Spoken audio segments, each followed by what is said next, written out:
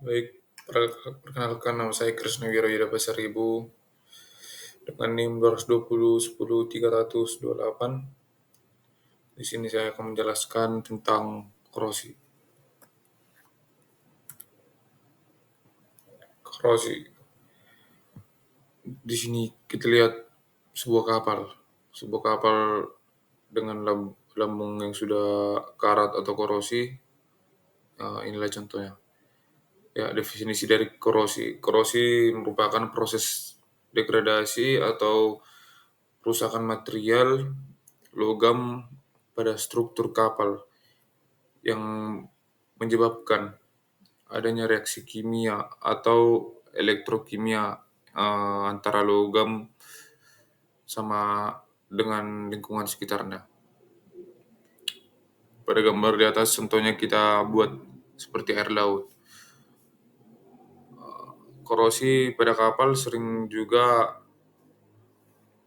terjadi karena air laut yang bersifat elektrolit yang sangat kuat dan kandungan garamnya yang sangat tinggi. Penyebab-penyebab korosi juga ada beberapa hal seperti dari faktor lingkungan, faktor material, faktor mekanis, faktor kimia, sama faktor listrik. Di faktor lingkungan ini contohnya seperti air laut. Air laut yang mengandung garam tinggi yang meningkatkan konduktivitas listrik yang dapat mempercepat reaksi elektrokimia. Ada juga oksigen yang terlarut. Oksigen dalam air laut juga mempercepat proses oksidasi pada permukaan logam dan juga suhu yang tinggi. Suhu yang tinggi juga bisa mempercepat reaksi kimia dan juga mempercepat proses korosi. Yang kedua, faktor material. Dari faktor material ada juga beberapa seperti jenis-jenis logam dan kualitas logam. Jenis logamnya ada beberapa tingkatan ketahanan korosinya. Seperti baja karbon lebih rentan daripada stainless dan juga ada dari kualitas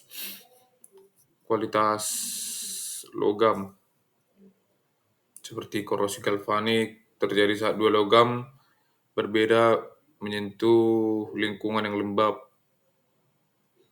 Begitu juga baja dan aluminium, dan begitu juga baja sama aluminium. Yang ketiga ada faktor mekanis. Faktor mekanis ini dapat berupa gesekan dan tekanan.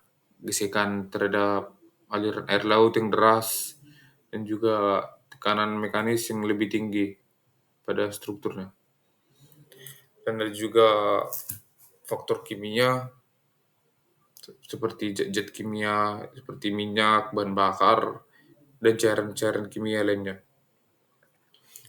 Ada juga faktor listrik, seperti arus liar. Arus liar ini arus yang tidak disengaja dari sistem listrik kapal atau dermaga yang dapat mempercepat terjadinya korosi.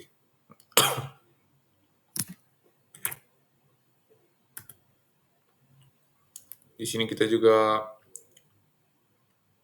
sudah lihat ada jenis-jenis korosi seperti korosi stray current atau arus liar seperti yang tadi. Yang kedua korosi intergranular. Yang ketiga korosi fatigue. Yang keempat korosi mikroba dan yang kelima korosi atmosferik. Di sini kita lihat ada korosi stray current, ini contoh gambarnya, atau arus liar tadi. Yang kedua, yang di tengah ada korosi intergranular. Itu terjadi karena batas butiran logam terkena panas yang tidak tepat pada saat pengelasan atau pada saat pembuatan logam saat produksi. Dan yang ketiga ada korosi fatigue. Korosi fatigue ini terjadi karena tegangan mekanis yang berulang-ulang dari lingkungan korosif. Ini yang paling pertama ini ada korosi mikroba. Nah, korosi mikroba ini terjadi karena aktivitas mikroorganisme seperti yang kita lihat ada pada lambung-lambung kapal yang hidup di lingkungan laut. Mereka lengket pada lambung-lambung kapal biasanya yang dapat mempercepat korosi. Terus yang terakhir, korosi atmosferik. Korosi atmosferik ini terjadi pada bagian kapal juga yang bersentuhan dengan air, yang bersentuhan langsung dengan air ya.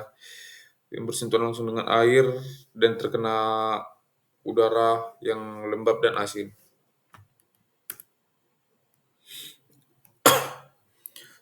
Berikut adalah pencegahan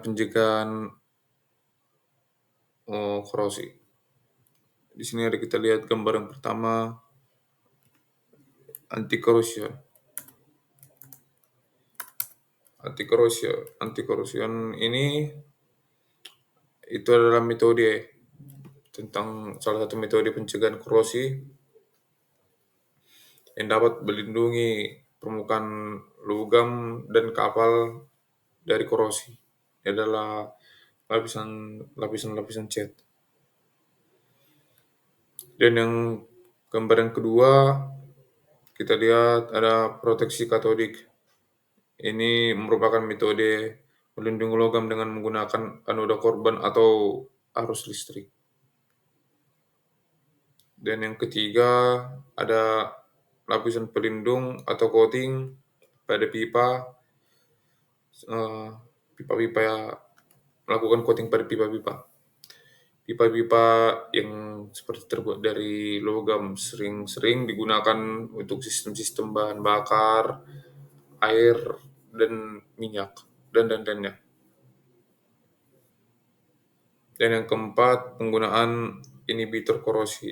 Inhibitor korosi ini sebuah bahan kimia yang ditambahkan cairan, air atau bahan bakar untuk memperlambat proses korosi.